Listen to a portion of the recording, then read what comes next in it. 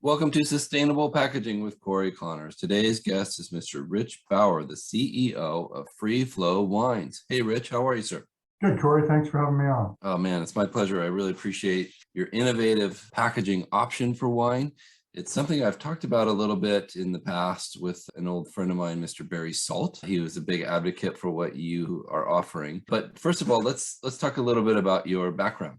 Sure. Where are you from in the industry and how'd you end up here? Well, I've been in wine for a little over 30 years, worked for some of the major players, as well as some small wineries, and had just about every job you could imagine.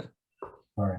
I had every job you can imagine from logistics to purchasing to winemaking, cellar operations, GM, CEO. So in the course of 30 years, I've done all aspects of the wine industry. I like to hear that when people earn their stripes and work their way up. That's really cool. Yeah, it's a fascinating industry. It's very complex. People don't really appreciate everything that goes into the bottle of wine when they open it. But whether it's a vineyard specialist or a winemaking specialist or a marketing person, there's a lot of different types of jobs in wine. I agree. And having the privilege of seeing behind the scenes over the last 20 years has been really eye-opening for me. And I absolutely appreciate more than ever opening a bottle of wine or drinking a glass of wine, whichever form it comes in. Right. So tell us about Free Flow Wines. What do you guys do there? So Free Flow Wines, we call ourselves a premier alternative sustainable packaging provider to the wine industry in the United States. We don't have our own brands. We work with hundreds of wineries to put their wine into cans, into kegs. And really, we think if you think about the key words of sustainability, they are reduce, reuse, and recycle. I guess we can start with recycling. It'd be great, if the United States would increase the amount of recycling it does. Yeah. It's actually better for the glass companies if you can increase the recycling because it's more energy efficient to make a new bottle out of old bottle than it is from raw materials. And the US is a little behind where it could be in terms of how many bottles actually get. Some cans get recycled a little bit higher rate, and so we do put wine into aluminum cans. Kegs are clearly in the reuse standpoint. You put wine into a stainless steel keg, the same sorts of kegs that you'd use for beer, and you can reuse those kegs for 30, 40 years. So they just don't run out. And so that's really what we focus on is, our motto is we're saving the world one keg at a time by reducing the carbon footprint of the wines. Really, there's a lot of things you could do with the bottle. You could lightweight the bottles. We were talking earlier about Australia, and one thing that Australia did, the United States hasn't done, is it standardized a lot of the industry around the same types of Cabernet bottles, the same types of Chardonnay bottles, and got those lighter weight bottles. The United States marketing is still using a lot of heavyweight bottles, which doesn't mean anything about the quality of the wine. And is not very good for the environment because the biggest item in the carbon footprint of a wine is not the liquid, it's not the farming or the processing, it's actually the packaging. And so if you can encourage people to go to lighter weight bottles, that'd be great. Our solution is a reusable container that you empty the keg and then you clean up and fill it with somebody else's wine and you reuse the same keg like you would for a beer keg. Excellent. Are there different kinds of kegs for different kinds of wine, or are they all the same? No, they're all the same. It's a 19.5 liter, 20 liter, roughly 5-gallon keg. And it's got some good benefits. I mean, the wine quality is great because you don't have any risk of cork taint. You don't have any risk of oxidation. And it also reduces the amount of waste. One of the challenges that a restaurant's got is that they're pouring wine by the glass out of a bottle and they get down to the last quarter of the bottle. They have to ask themselves, are we going to seal this and put some natural gas on it and hope somebody orders it tomorrow morning, or does that last quarter go home with the wait staff or get poured down? And so one of the reasons restaurants like kegs, whether it's for beer or wine, is the economics are better, less labor for the bar staff. They're not opening bottles and dealing with empty bottles. And the product is good from the first glass to the last glass. They don't have to worry about, when there's a quarter of the keg left, they're pushing it with nitrogen. So the wine continues to be good and fresh from the first glass to the last glass out of the keg. Excellent. Definitely a longer shelf life once you've opened the container. Yeah, that's right. At the winery, we store the wine in uprights. And everyone thinks about the romance of being in an oak barrel. But most of the time at the winery, the wine's in an upright stainless steel tank. And a keg is just a smaller version of an upright stainless steel tank. So it's perfectly, as long as you're putting in nitrogen, it's perfectly stable in there for years, really. Yeah. One of the things that I spoke with Scott DeFife, the head of the North American Glass Recycling Institute, Yep. And he was talking about how you're right, glass recycling rates are only about 40%, where their goal is to get them to 50% really soon. And they're making some progress. So things are changing for the better.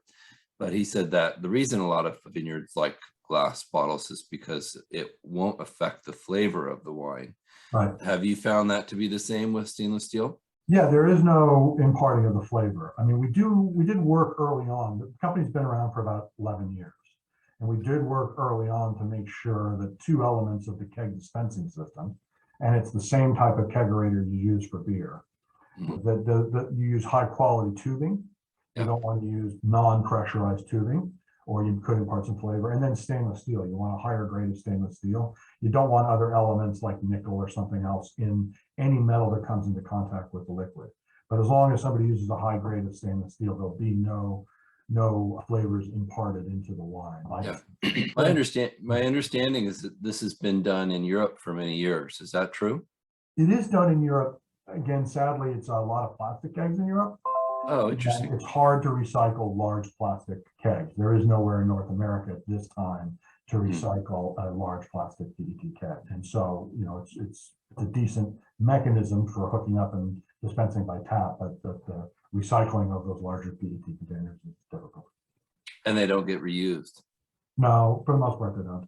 Oh, You have to disassemble them and send the different components to different streams. And most bars at the end of the night aren't going to have the time for that. They're just cleaning up and getting ready for the next day. Get them outside in the pile of the other kegs that are going back to the breweries or wineries. So, yeah. No, that's right. And your earlier point about getting those recycling rates up is really what's critical. It's if every county and municipality had recycling collection. You're in Portland, they do a great job of recycling in Portland, but not every city does it. And then keeping those waste streams clean so that the bottles can be recycled would help the environment tremendously. Yeah, my friend Ryan Smith is the CEO of Recyclops, and they're working hard to fill in where municipalities are failing on recycling. Glass in particular is one of his things that he's just passionate about. And he should be, because in theory, glass is infinitely recyclable. You can melt that bottle down 100 times and reform it, and every time it's equally good bottle. There's no reason that they shouldn't be recycled in greater rates. Yep. So could a consumer like me, let's assume I'm a heavy wine drinker and I just love my Chardonnay. Could I buy a keg of wine? Is that possible? Well, so let's talk about a couple things there. I mean, the first thing you should do is when you buy wine, ask for lightweight bottles whenever possible.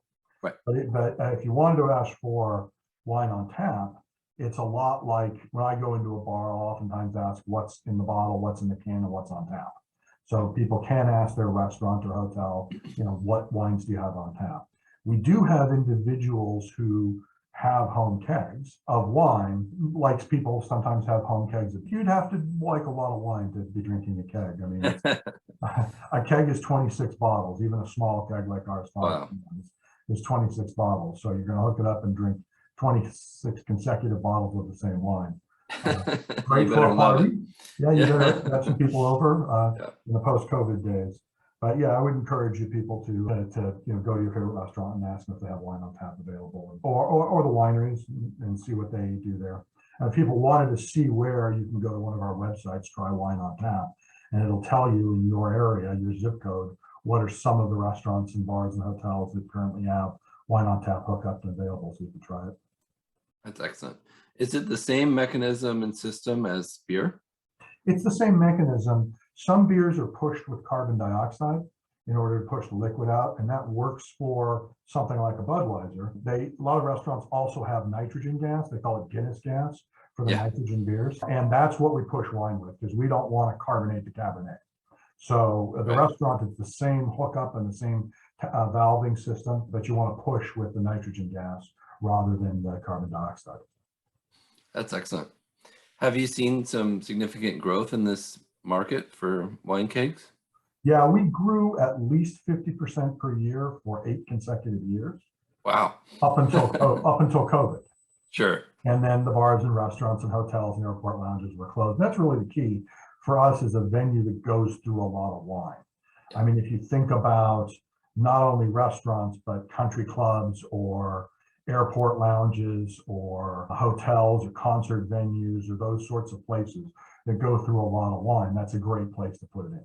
A lot of those places were closed during the COVID pandemic, but now, we're in the middle of summer and there's outdoor concerts and wedding halls, those sorts of things. You're gonna have to open up 30 bottles of wine and hope you get the red, white, sparkling mix right, or 3 taps there. And you can get the taps on mobile carts so they could go from place to place, like at a concert or outdoors. So now we're back to growth mode. We want to get back into growing the same sort of rates we were growing beforehand.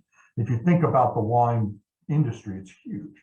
I mean, the wine business is $65 billion in the US. It's 340 million 9-liter cases, which is about 4.5 billion 750 milliliter bottles. Wow. So, we are currently a fraction of 1%. And really, the only thing we're going to capture, we're never going to replace the bottle. The bottle is kind of iconic in the wine industry for your home consumption. Few people are going to want the keg, as we were talking about earlier. They're going to want bottles. And even restaurants, sometimes you want to have a bottle on that white tablecloth. But there's also times where you sit down with 4 of your friends and you each want to have 1 glass, and you don't want to have the same glass. And it's that wine by the glass a portion of the market, which is still 20% of the market, which is still, hundreds of millions of bottles that we have a lot of room to grow because it's a better way of dispensing wine by the glass. And you mentioned cans as well. That's a very popular alternative these days. Yeah, we do put wine in cans, again, for about 100 different brands. And you see it in unexpected places. I mean, it's great for ballparks or going to the beach. The new one we're seeing it is the airlines. The airlines are starting to take the bottles off the cart, and with the little cans, they can put them in the same cart as the Diet Pepsi, Diet Coke, and the water, and just have the tray and give you your Chardonnay, your Cabernet. So lighter weight for how much the lift the airline's got to provide. So well, that's an interesting point. This is a cost savings for freight and a space savings for storage as well. It's a cost savings for freight and a space savings for storage for the distributors. You can fit more liquid in kegs on a truck, or you can fit more cases of cans and you can cases of wine because they weigh less in the glass. And then they're stored much more densely in air-conditioned warehouses. So yeah, there's a lot of supply chain benefits out there in terms of savings, in addition to reducing the amount of liquid waste and less labor at the bar. There's also a lot of outbound freight savings for the wineries and distributors. Does the winery that bought the keg for packaging, do they market like when a brewery makes a keg of beer, they put a collar on it? Yeah, same thing. Same thing. Okay, so they're marking what the flavor is, what the year is, what For the most part, they don't buy the steel keg. Okay. They're renting the keg from us, like breweries might rent from Microstar. Gotcha. If you're big, Budweiser, you can afford your own keg fleet. If you're a small independent brewer and you're not just distributing locally, you might lease from the kegs from somebody like Microstar.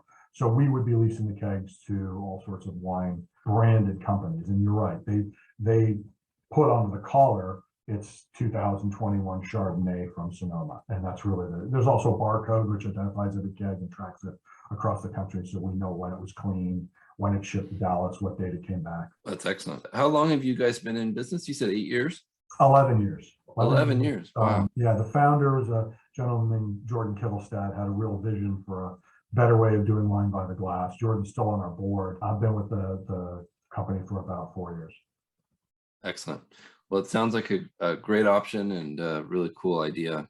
How do people get in touch with you, Rich, when they're ready to place an order? Well, again, if you're a consumer, go to Try Wine on Tap, and you'll find some restaurants or bars that serve in your area. If you're a winery, they probably know who we are, but the website's freeflowwine.com. It's a pretty small industry. People know each other. So, people have a pretty good idea who we are, especially on the West Coast. We also, it's surprising, we also do a lot of imported wines. So people will ship, for example, Italian or French wine in bulk into the East Coast. And then we have another filling location in New Jersey to fill those, rather than shipping the bulk wine all across the country, filling the keg and shipping it back to New York or Boston. We just fill kegs there in New Jersey and distribute the kegs from there. So anything we can do to reduce the freight and the total delivered cost is good. That's a huge carbon footprint reduction. That's excellent. Yeah, we keep track on our website about how many pounds of waste and carbon reduction has gone on. We're about 40 million pounds of waste out of the landfills for this company. So that's really nice to talk about and something a little different. Yeah. Well, thank you, sir. I really appreciate your time on the show. And I'd like to thank Landsberg Aurora for sponsoring this episode. And if you're listening, please make sure you subscribe so you don't miss the next episode. Thanks again, Rich. Appreciate Thank you, Cory. Take care. You too. Bye-bye.